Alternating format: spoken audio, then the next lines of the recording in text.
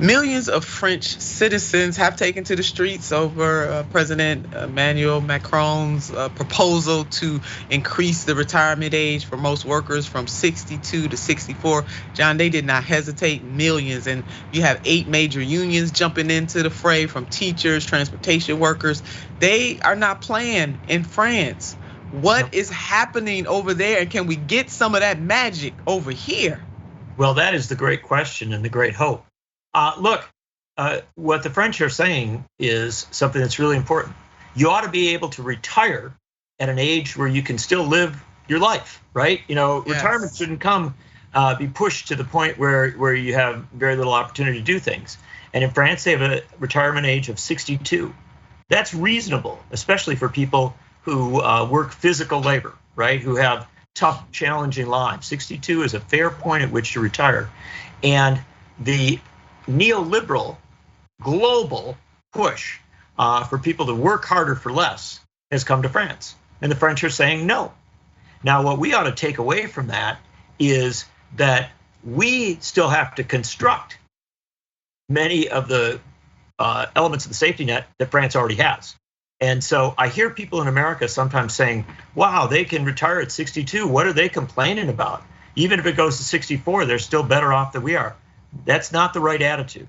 The right attitude is that we should be looking at other countries around the world that have achieved, some measure of security for the working class, and we should be saying we are in solidarity with them. We support what they're doing, and we do want to bring those demands to this country.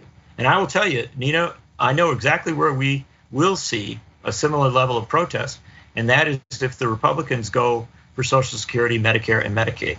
If they start to attack those programs, we have to push back. I mean, we can't just, let our social safety net, as weak as it is, be, torn apart and be torn away. So we may well have to take some lessons from the French in short order, and let me hope that we learn them. Because the fact is, going out there and saying you have a right to retire at a reasonable age, your right to have security in retirement, that isn't just something for old folks. That isn't just something for people who have other challenges in their lives. That is something for all of us, because we are all going to be older and we are all going to need that social safety net. That's exactly right. I mean, the one thing that we all have in common, if God blesses us to live, is we all will become seasoned. I mean, there's only 2 choices here. There's no middle ground. Absolutely that. And I will be right out there with the folks if they come for that Medicare, Medicaid, and Social Security. God knows, I hope that they do not. And John, we got to have you back again. Please promise me you're going to come back just real quickly, because I think we only have 1 minute left in the show. This time went way too fast. You and Senator Bernard Sanders are working on a book that's coming out here soon titled "It's Okay to Be Angry About Capitalism."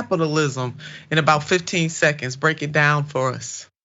Very easy. The fact of the matter is, we live in a system that isn't working. It's working for the very, very rich. Uber capital is a great success for the billionaire class. It's not a great success for the working class. And so what we argue in this book is that we need to have a society where economic and social and racial justice are a reality for all people. And it is possible in the United States. And when is the book coming out? February 21st, I believe.